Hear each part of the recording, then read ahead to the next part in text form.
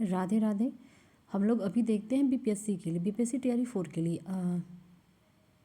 BPSC में जितने भी क्वेश्चन आए हुए हैं पुराने, चाहे तैयारी 4 है या बीपीएससी हो, वो यहाँ पे हम देखेंगे इसके लिए जनरल स्टडीज़ के लिए। तो पहले हम देखते हैं, पहले ही एक बार ये आया है आपका बीपीएससी 69 वाले में, सैंधव सभ्यता से प्राचीन भारत इतिहास का देखते हैं हम पहले। वहाँ से एक क्वेश्चन पूछा है सैंधव सभ्यता से, 2023 में पूछा था प्री में। ये क्वेश्चन है आपका, निम्नलिखित में से कौन सा जानवर सिंधु घाटी सभ्यता के लोगों को नहीं पता है? तो वो आपका बैल, हाथी, घोड़ा, उपयुक्त में से कोई नहीं।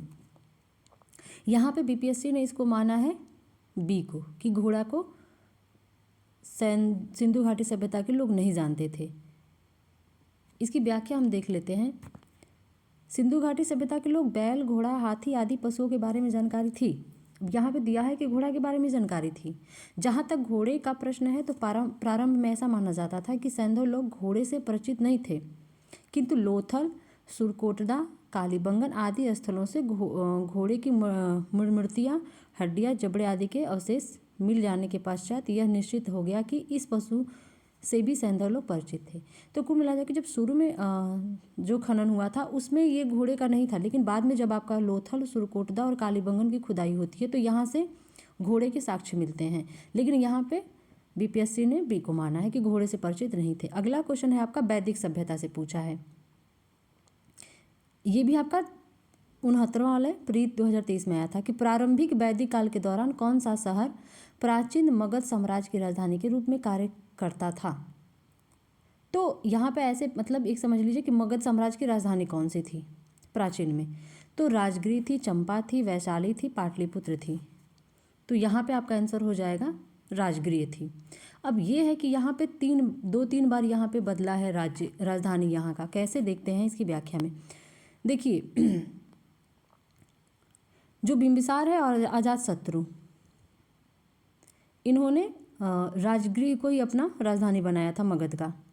फिर इसके बाद उदयन आता है और वो क्या कर देता है कि पाटलिपुत्र या कुसुम कुमार स्थानांतरित कर देता है अपनी राजधानी। फिर इसके बाद शिशुनाग आते हैं, तो शिशुनाग क्या कर दिया कि वैशाली कर दिया। तो अगर ये पूछे तो अजातशत्रु और बिंबिसार कहाँ पे किए थे? राजगिरी में। और उदयन कर दिया था राजगिरी से पाटलिपुत्र या कुसुमपुर।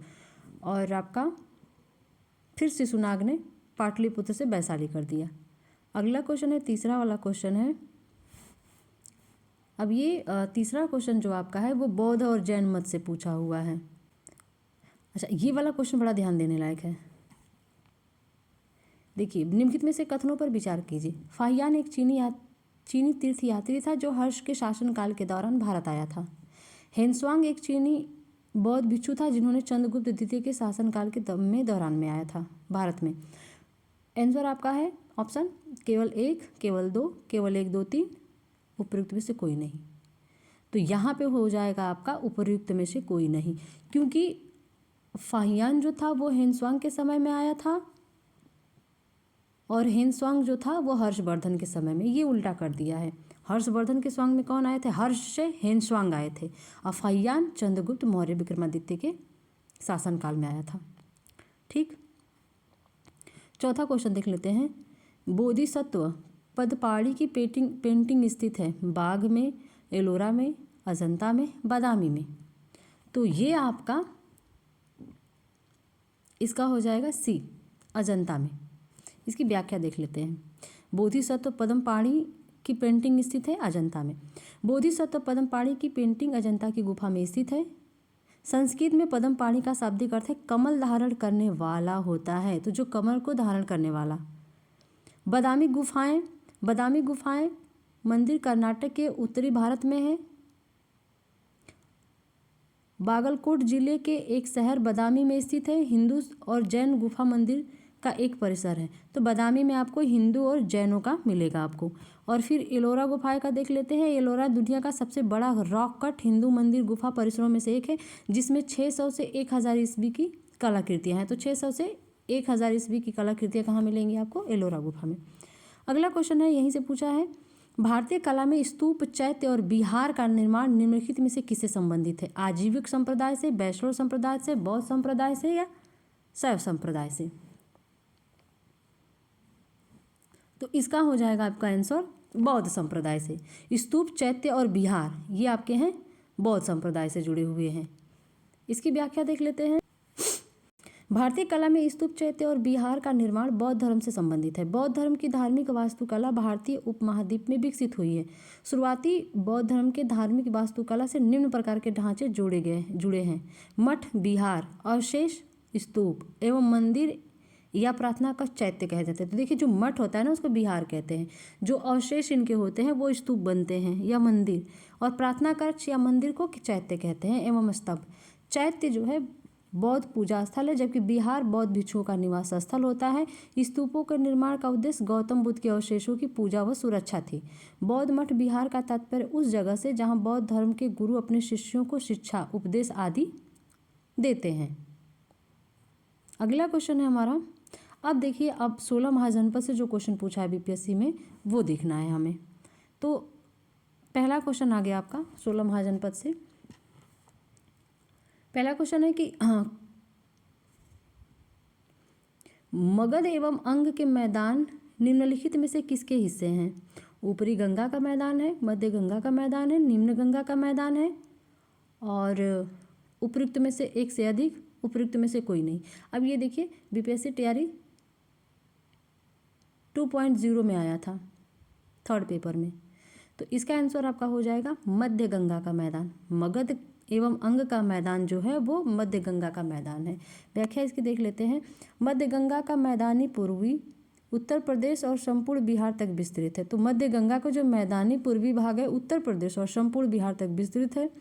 इसकी औसत ऊंचाई 50 से लेकर 100 मीटर तक की है। मगध एवं अंग मध्य गंगा मैदान में स्थित है। तो मगध एवं अंग जो है वो मध्य गंगा मैदान में स्थित है। मध्य गंगा मैदान कृषि के लिए प्रसिद्ध है।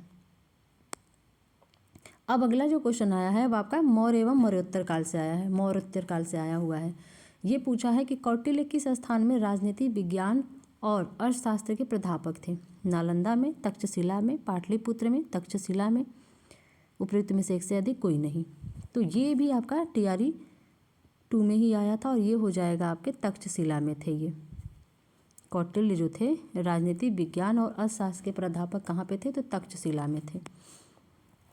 व्याख्या इसकी देख लेते हैं। कौटिल्य, जिन्हें चाणक्य के नाम से भी जाना जाता है, एक प्रसिद्ध अर्थशास्त्री, दार्शनिक और राजनीतिक सलाहकार थे। तो ये अर्थशास्त्री भी थे, दार्शनिक भी थे और राजनीतिक सलाहकार भी थे।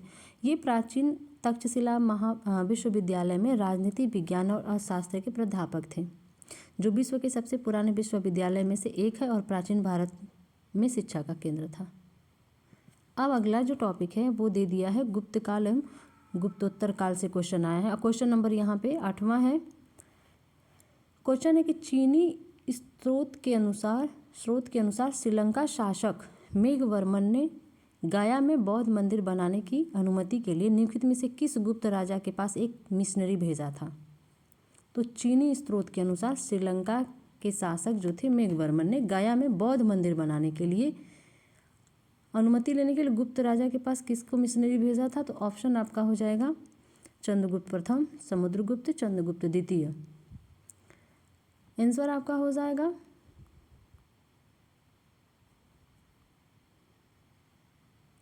समुद्रगुप्त। व्याख्या इसकी देख लेते हैं। समुद्रगुप्त के यहाँ भेजा था ये, तो भेजा किसने था? मेघवर्मन ने। कहाँ का था? श्रीलंका का था। किसके पास भेजा था? समुद्रगुप्त के पास भेजा। अगला क्वेश्चन देखिए विविध से आया हुआ है।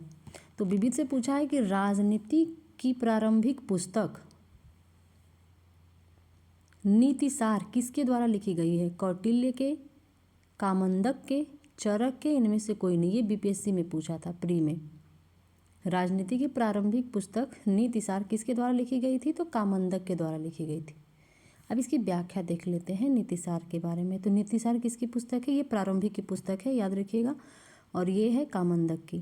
राजनीतिक की प्रारंभिक पुस्तक नीतिसार के लेखक कामंदक हैं।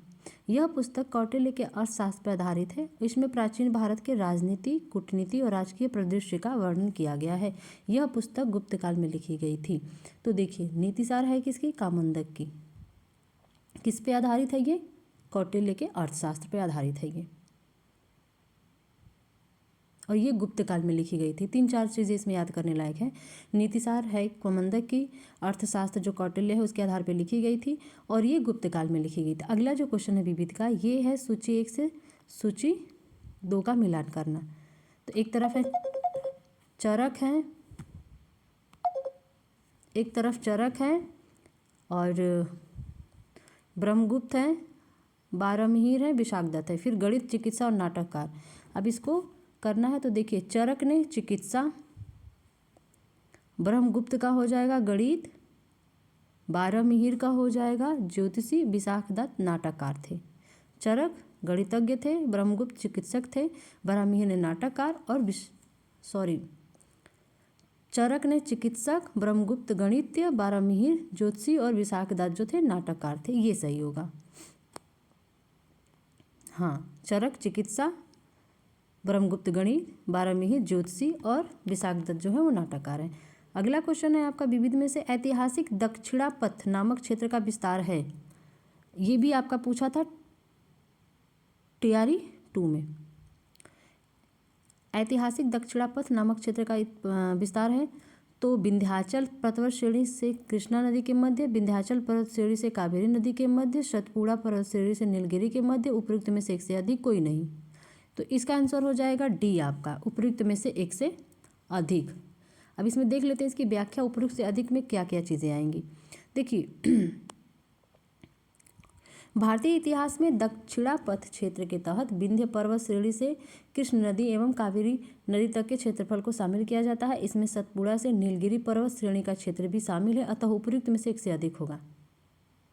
तो विंध्य पर्वत श्रेणी भी कृष्ण नदी एवं कावेरी नदी तक क्षेत्रफल को भी शामिल है, सतपुड़ा के नीलगिरी पर्वत भी आता है, तो ये सभी हो जाएंगे। फिर अगला क्वेश्चन हमारा है विविध वाले में। अब हम आगे मध्यकालीन इतिहास पे, उसमें आ जाएगा आपका दिल्ली सल्तनत। पहला ही क्वेश्चन आता है, इनमें से किसने भारत में फारसी त्यौहार नौरोज की शुरुआत की थी। ऑप्शन है आपका फिरोज शाह तुगलक ने, अलाउद्दीन खिलजी ने, बलबन ने या इल्तुतमिश ने।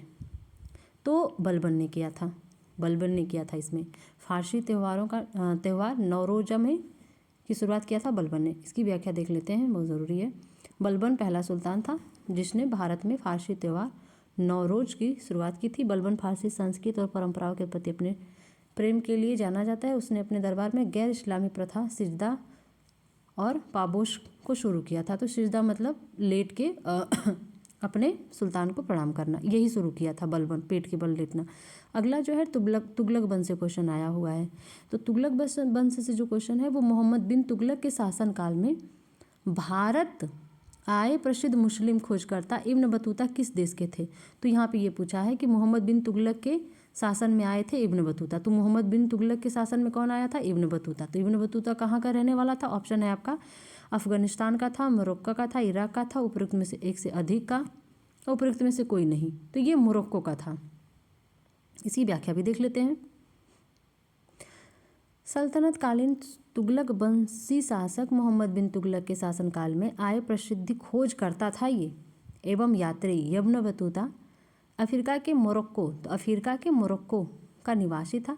वह मध्य एशिया के मार्ग से होते हुए भारत के सिंध प्रांत में वर्ष 1333 में सिंध प्रांत में 1333 में पहुंचा। मोहम्मद बिन तुगलक 1325 से 1351 ने इब्न बतूता को दिल्ली का काजी जज नियुक्त किया था। तो ये 1325 से लेकर 1351 तक था और ये इसने दिल्ली का इसको काजी और जज नियुक्त किया था। अब हम देख लेते हैं विविध में सल्तनत कालीन देखिए से उससे क्या क्या क्वेश्चन पूछा है। सल्तनत कालीन से पहला ही क्वेश्चन आ जाता है कि मैथिली भाषा का विकास निम्नलिखित में से किसके शासनकाल के दौरान शुरू हुआ। चेरो राजवंश में, ओइनिवार राजवंश में, कर्नाट राजवंश में या पीथी में। तो ये जो है मैथिली भाषा का विकास आपका कर्नाट राजवंश में आया था। ये आपका टीआरई में नहीं आया था, प्री में आया था, 69वां प्री में। देखिए डॉक्टर राम प्रकाश शर्मा ने मैथिली के विकास की सबसे अच्छी अवधि 1206 से लेकर 1526 ईस्वी बताया है। इसी काल में ज्योतिश्वर और विद्यापति द्वारा मैथिली भाषा में सर्वश्रेष्ठ रचनाएं की गई। इस दौरान मिथिला क्षेत्र में कर्नाट वंश या सिमराव वंश यानी कि 1097 से लेकर 1325 के शासनकाल था। बड़ा सही पूछा है। तो देखिए इसमें ज्योतिश्वर ठाकुर है और विद्यापति ने। विद्यापति की पदावली है जो मैथिली भाषा में है। वर्णनाकर है ज्योतिश्वर ठाकुर की। तो ये कह रहे हैं कि अब ये लोग, इनका समय क्या था उस समय? कर्नाट वंश या सिमराव वंश के शासन के समय ये लोग थे। अगला जो प्रश्न है वो आपका पूछा है 15वीं और 16वीं शताब्दी के धार्मिक आंदोलन से, और ये आपका क्वेश्चन आया हुआ है 69वां बीपीएससी टीआरई प्री में 2023 में। तो नाथपंथी सिद्धों और योगियों ने भक्ति धर्म को किस क्षेत्र में लोकप्रिय बनाया? उत्तर पूर्व में, दक्षिण भारत में, उत्तर भारत में, दक्षिण भारत में, पूर्व भारत में या पश्चिम भारत में, पूर्वी भारत में या पश्चिम में? तो ये लोग बनाए थे उत्तर भारत में। नाथपंथी सिद्धों और योगियों ने भक्ति धर्म को किस क्षेत्र में लोकप्रिय बनाया? तो उत्तर भारत में। इसकी व्याख्या बहुत कम है। नाथपंथी और सिद्धों और योगियों ने भक्ति धर्म को उत्तर भारत में लोकप्रिय बनाया। अगला क्वेश्चन है आपका, देखिए नाथपंथी और सिद्धों ने उत्तर भारत में अपना धर्म का प्रचार किया, और उनके बारे में देखिए, उन्होंने पारंपरिक धर्म और सामाजिक व्यवस्था के अनुष्ठान और अन्य पहलुओं की आलोचना की। तो जो पारंपरिक धर्म चल रहा था और उस समय जो सामाजिक व्यवस्था थी उसका इन्होंने आलोचना किया था। उनके अनुसार निराकार परमात्मा का ध्यान तथा उसके साथ एक हो जाने का एहसास मुक्ति का मार्ग है। तो ये निराकार को मानते थे जिसका कोई आकार ना हो। अगला जो क्वेश्चन पूछा है, मुगल साम्राज्य प्रशासन व वित्त व्यवस्था, संस्कृति एवं कला। तो मुगल साम्राज्य से कुल मिला जुला कर क्वेश्चन पूछा है। देखते हैं क्या पूछा है। तो फुतूहात ए आलमगीरी किसके द्वारा लिखी गई है? फुतूहात ए आलमगीरी, देखिए 2 पुस्तकों का नाम अब तक आ गया। फुतूहात ए आलमगीरी किसके द्वारा लिखी गई है? ऑप्शन आपका ईश्वरदास नागर है, भीमसेन है, हरिदास है, इनमें से कोई नहीं। तो इसको लिखा था ईश्वरदास नागर ने। फुतूहात ए आलमगीरी को लिखे थे ईश्वरदास नागर ने। देखिए फुतूहात ए आलमगीरी ईश्वरदास नागर द्वारा लिखी गई थी, जिसमें 1698 ईस्वी तक के औरंगजेब के शासनकाल की कुछ महत्वपूर्ण घटनाएं हैं। तो देखिए जो फुतूहात ए आलमगीरी है, आलमगीरी तो औरंगजेब के शासन काल के कुछ महत्वपूर्ण है। फुतूहात ए आलमगीरी रचना किसकी है? ईश्वरदास नागर की है, और किसके शासनकाल के बारे में है? तो औरंगजेब के शासनकाल के बारे में। अगला क्वेश्चन है आपका कि निम्नलिखित में से किस बंदरगाह को मुगल काल के दौरान बाबुल मक्का का द्वार कहा जाता है? ऑप्शन आपका कालीकाट है, काम्बे है, सूरत है, ब्रोच है। तो इसमें आपका हो जाएगा सूरत। सूरत बंदरगाह को मुगल काल के दौरान बाबुल मक्का का द्वार कहा जाता है, यानी कि बाबुल मक्का कहा जाता था, जिसका मतलब होता है मक्का का द्वार। सूरत बंदरगाह को मुगल काल में बाबुल मक्का कहा जाता था, जिसका अर्थ है मक्का का द्वार, क्योंकि मक्का की तीर्थ यात्रा सूरत से शुरू होती है। सूरत गुजरात का प्रमुख शहर है, ये अपने वस्त्रों के लिए जाना जाता है। मध्यकाल के दौरान यह एक महत्वपूर्ण बंदरगाह था। इसे पश्चिमी एशिया के प्रवेश द्वार के रूप में भी जाना जाता है। अगला क्वेश्चन जो है वो दिया है कि निम्नलिखित कथनों पर विचार कीजिए। अब कथन देख लेते हैं हम। 4 कथन दिया है। उपमहाद्वीप में बारूद का आगमन हुआ। पहला कथन, भारत में बाबर के आगमन के कारण। भारत में बाबर के आगमन के कारण, अब उसमें देखिए क्या दिया तर्क। उपमहाद्वीप में बारूद का आगमन हुआ, क्षेत्र की वास्तुकला में मेहराब और गुंबद का परिचय हुआ, प्रदेश में तैमुरीड राजवंश की स्थापना हुई, युद्ध में तोपों की शुरुआत हुई। सही बता दीजिए क्या है? 1 है, 2 है, 1 2 3 है, 3 4 है, उपरोक्त में से कोई नहीं। तो इसमें से तीसरा और चौथा सही है, यानी कि प्रदेश में तैमुरीड राजवंश की स्थापना हुई और युद्धों में तोपों की शुरुआत हुई। बाकी 2 गलत है। व्याख्या इसकी देख लेते हैं एक बार। देखिए बाबर के आगमन के कारण भारत में तैमूर वंश की स्थापना हुई एवं युद्ध में तोपों की शुरुआत हुई। तैमूर वंश, क्योंकि तैमूरी था ना वो, तो तैमूर वंश की स्थापना हुई और तोपों का शुरुआत किया इसने। क्षेत्र की वास्तुकला एवं मेहराब और गुंबद तुर्कों द्वारा मोहम्मद गौरी के आक्रमण के बाद का प्रचलन आया था। तो जो वास्तुकला और मेहराब और गुंबद बने थे वो तुर्कों की देन थी। मोहम्मद गौरी जब आक्रमण किया था उसके बाद प्रचलन में आया था। बाबर का जन्म 14 फरवरी 1483 को मध्य एशिया के फरगना नामक स्थान पर हुआ था। बाबर ने काबुल पर अधिकार करने के बाद भारत पर 4 आरंभिक आक्रमण किए थे। तो जो काबुल पर ये अधिकार में कर लिया था तो 4 बार ये भारत में भी आक्रमण किया था, जिसमें वो कामयाब हो गया। अगला क्वेश्चन हम देखते हैं कि टॉपिक हमारा क्या है। तो अभी मराठा से क्वेश्चन पूछा है, मराठा राज्य और संघ के बारे में। अष्ट प्रधानमंत्री परिषद थी, गुप्त प्रशासन की, चोल प्रशासन की, मराठा प्रशासन की, विजयनगर प्रशासन की।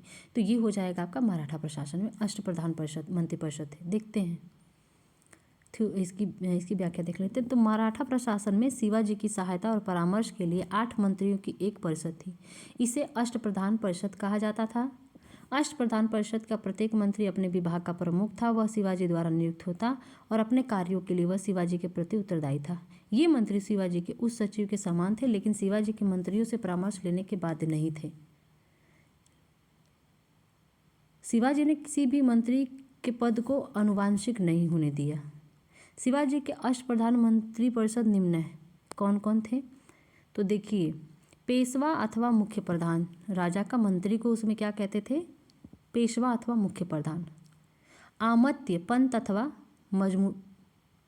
मजमूदार, वित्त एवं राजस्व मंत्री जो संभालते थे उनको आमत्य कहते थे। वर्तमान गृह मंत्री जो होता था उसको वाकिया नमीश यानी कि मंत्री कहते थे। वर्तमान विदेश मंत्री को सुमंत दबीर कहते थे। राजकीय पत्र व्यवहार जो करता था उसको सचिव यानी कि सूरनवीस या चिटनीस कहते थे। सेनापति सरे नौबत, न्यायाधीश को मुख्य न्यायाधीश कहते थे। पंडित राव सद्र जो धार्मिक कार्यों के लिए कार्य करते थे। तो ये 8 थे। पेशवा अथवा मुख्य प्रधान पहला, आमत्य दूसरा, तीसरा जो वाकिया नवीश कहलाते थे, चौथा सुमित कहलाते थे, पांचवा सचिव कहलाते थे, छठा सेनापति होता था, सातवां न्यायाधीश और आठवां जो होता था वो पंडित राव था। अगला जो टॉपिक है आधुनिक भारत इतिहास का आ गया हमारा। इसको भी देखते हैं कि क्या क्या पूछता है। अब आधुनिक भारतीय इतिहास में दिया है मुगल साम्राज्य के पतन और स्वायत्तता की राज्यों का उदय। तो पहला ही क्वेश्चन यहाँ से पूछा, ये भी आपका प्री में आया था, बीपीएससी प्री में। बक्सर की लड़ाई के बाद किस संधि पर हस्ताक्षर किए गए? इलाहाबाद संधि पर, सुगौली पे, बेसिन पे, शालबाई संधि पे। तो आपका किया गया था इलाहाबाद संधि पे। बक्सर की लड़ाई के बाद इलाहाबाद संधि पे हस्ताक्षर किया गया था। इसकी व्याख्या देख लेते हैं। बक्सर की लड़ाई के बाद रॉबर्ट क्लाइव ने मुगल सम्राट शाह आलम द्वितीय तथा अवध के नवाब शुजाउद्दौला के साथ इलाहाबाद की संधि 1965 में किया था। 1965 में, जिसके अंतर्गत मुगल सम्राट ने बंगाल को अंग्रेजों को दे दिया और क्लाइव को बंगाल का गवर्नर। इसमें डेट गलत दिया है क्या? 1965 में तो नहीं होगा, ये 1865 होगा मुझे लग रहा है। देखिए यहाँ पे जो 1965 दिया है वो गलत है, क्योंकि बक्सर की लड़ाई के बाद क्लाइव ने मुगल सम्राट शाह आलम द्वितीय के साथ अवध के नवाब शुजाउद्दौला के साथ इलाहाबाद की जो संधि किया था वो 16 अगस्त 1765 ईस्वी में किया था। और 1764 के बाद रॉबर्ट क्लाइव और मुगल सम्राट शाह आलम द्वितीय के बीच हुई थी, जिसके तहत कंपनी को बंगाल, बिहार और उड़ीसा के दीवानी अधिकार यानी कि लगान वसूलने का अधिकार मिल गया और भारत में ब्रिटिश शासन की नींव यहीं से पड़ गई थी। इसमें अब देखिए इसकी व्याख्या, तो ये इसको 1765 कर लीजिए, 16 अगस्त 1765 हो जाएगा। ये कह रहे क्लाइव को बंगाल का पहला गवर्नर बनाया गया। मुगल सम्राट ने 26 लाख रुपए वार्षिक भुगतान के बदले ईस्ट इंडिया कंपनी को बंगाल, बिहार और उड़ीसा की दीवानी दे दी। इनको 26 लाख भुगतान करना था, तो इन्होंने अपने देश में के 3-4 पार्ट को बेच दिया, उनको दे दिया, ये वसूलने लगे वहाँ से।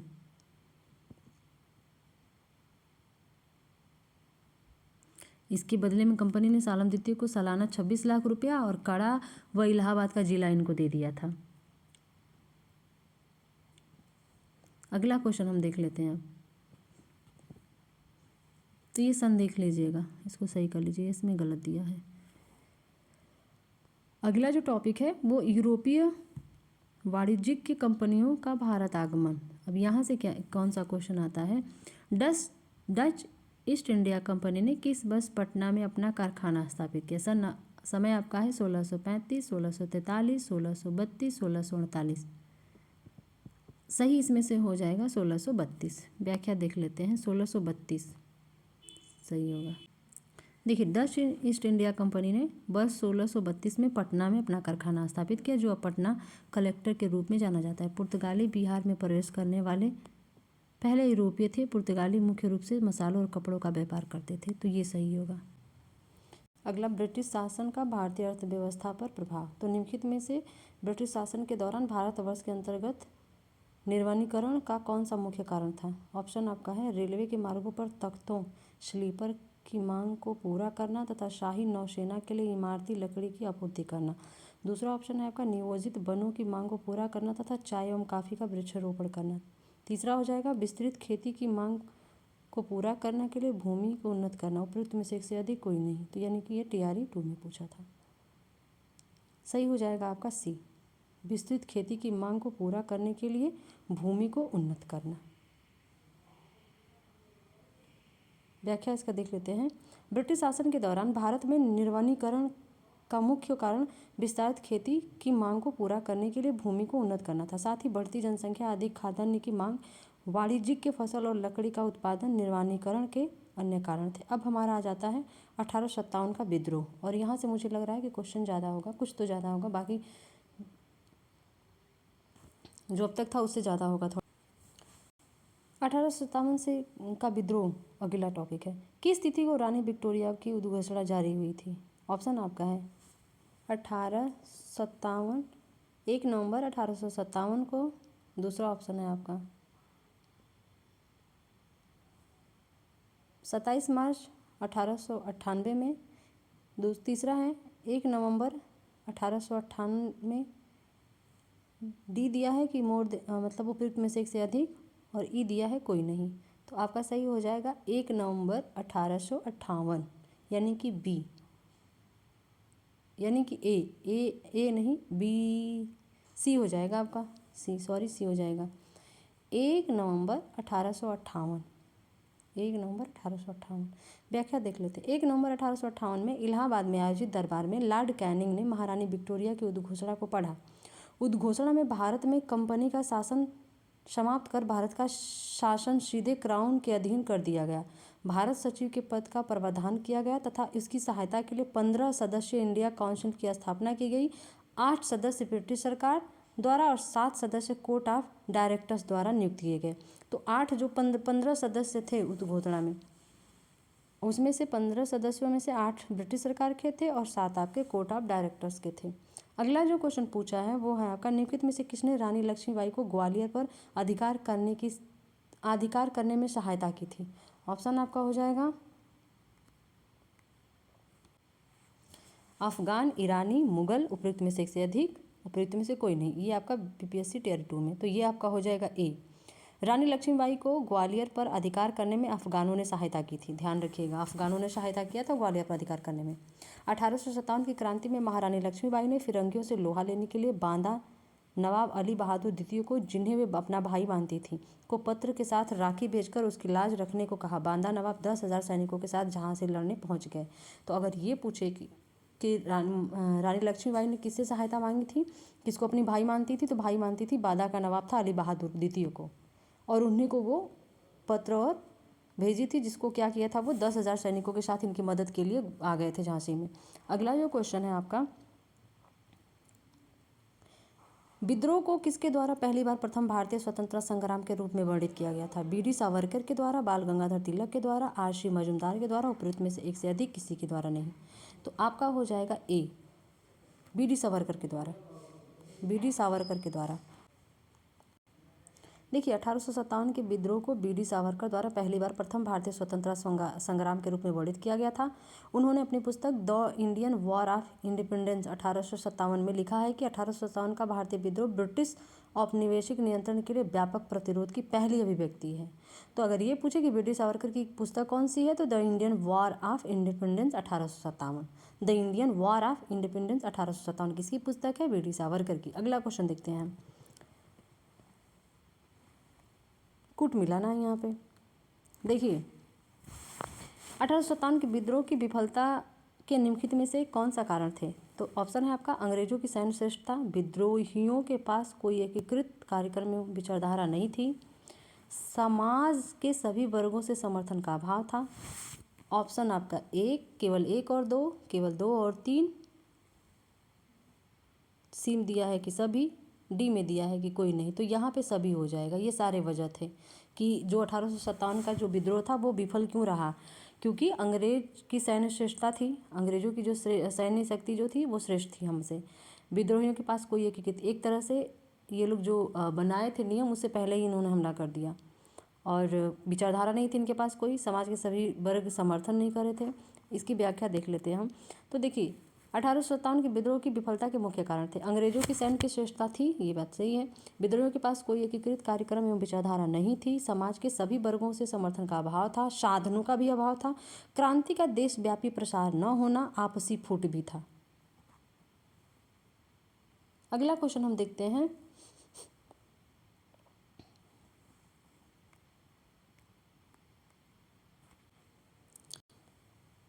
(1857) के विद्रोह को किसके द्वारा प्रथम भारतीय स्वतंत्रता संग्राम के रूप में वर्णित किया गया? देखिए ये 2 बार आ गया क्वेश्चन आपका, तो वीर सावरकर के द्वारा।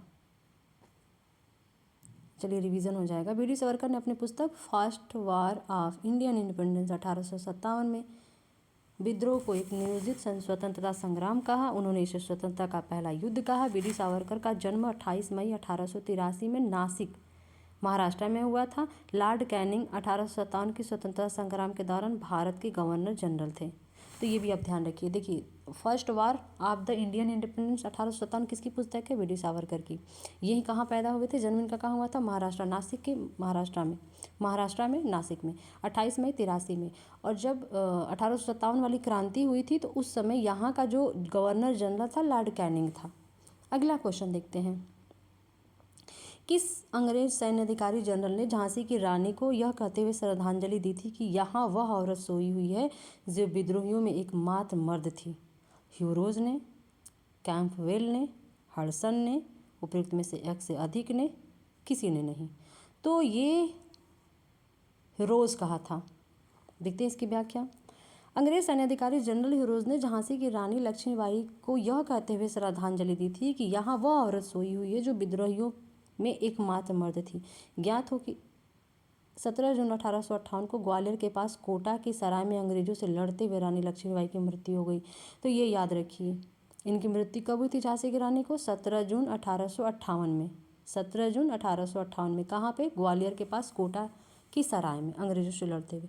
हमारा अगला जो आ गया वो आ गया आपका अन्य जन आंदोलन। इसका पहला क्वेश्चन है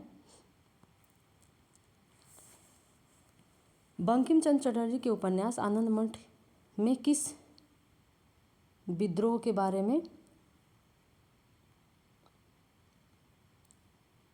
उल्लेख है? किस विद्रोह का उल्लेख है? बंकिम चंद्र चटर्जी के उपन्यास आनंद मठ के किस विद्रोह का उल्लेख है? तो एक चीज़ याद रखिए कि आनंद मठ नाम का उपन्यास किसका है? बंकिम चंद्र चटर्जी का है। अब उसमें किस विद्रोह का उल्लेख है ये देख लेते हैं। ऑप्शन सन्यासी है, पागलपंथी है, नील की है, उपयुक्त में से एक से अधिक, किसी का नहीं। तो यहाँ पे हो जाएगा ये आपका सन्यासी। आनंद मठ लग ही रहा है ना, सन्यासियों की बात हो रही है। तो इसकी व्याख्या देख लेते हैं। तो बंकिम चंद्र चटर्जी के उपन्यास आनंद मठ में सन्यासी विद्रोह का उल्लेख है। आनंद मठ की कहानी 1772 में पूर्णिया, दानापुर और तिरहुत में अंग्रेजों और स्थानीय मुस्लिम राजा के खिलाफ विद्रोह पर आधारित है। यह बंगला भाषा का एक उपन्यास है। इसका प्रकाशन 1882 में हुआ था। तो ये भी याद रखिएगा। आनंद मठ किसकी रचना है? उपन्यास किसकी है? बंकिम चंद्र चटर्जी की। समय 1882 है। इसमें सन्यासी विद्रोह का वर्णन है। अगला क्वेश्चन है आपका निम्नलिखित में से कौन सी घटना सबसे पहले हुई? संथाल विद्रोह, बिरसा मुंडा विद्रोह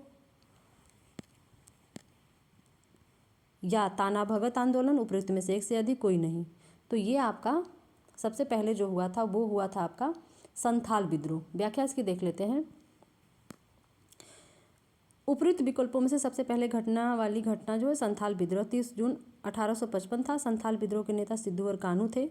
बिरसा मुंडा का विद्रोह 1899 और 1900 में हुआ था। तो देखिए ये 55 में हुआ था, ये 99 में हुआ था।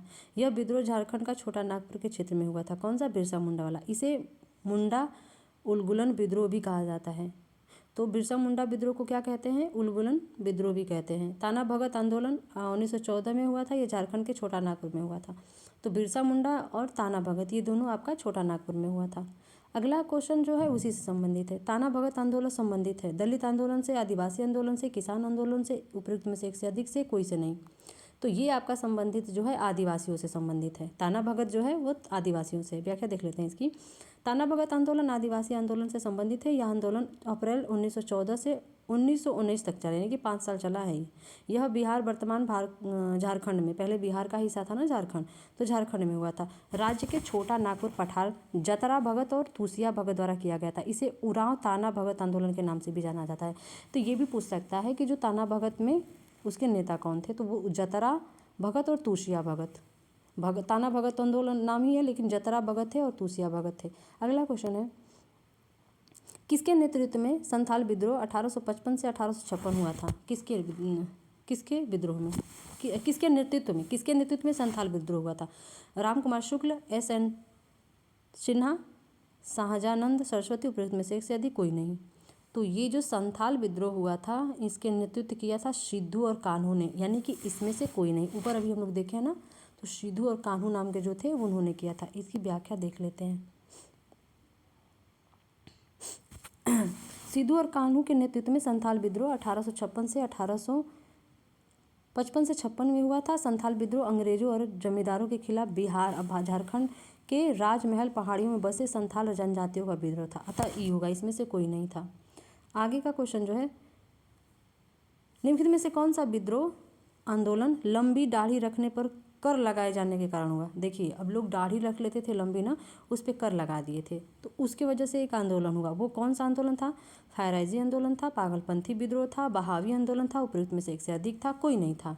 तो इसमें आपका हो जाएगा बहावी आंदोलन। अब देखिए, दाढ़ी लंबी रख लेने पे कर लगा दिया, उसके लिए बहावी आंदोलन हुआ था। ठीक, व्याख्या देखते हैं। बहावी आंदोलन विद्रोह लंबी दाढ़ी रखने पर कर लगाए जाने के कारण हुआ। यह आंदोलन 1831 में हुआ था। इससे जो संबंधित नेता थे सैयद अहमद थे। देखिए, दाढ़ी तो मुस्लिम वर्ग का ही ज़्यादा रखते हैं ना, तो इससे ध्यान रखिए कि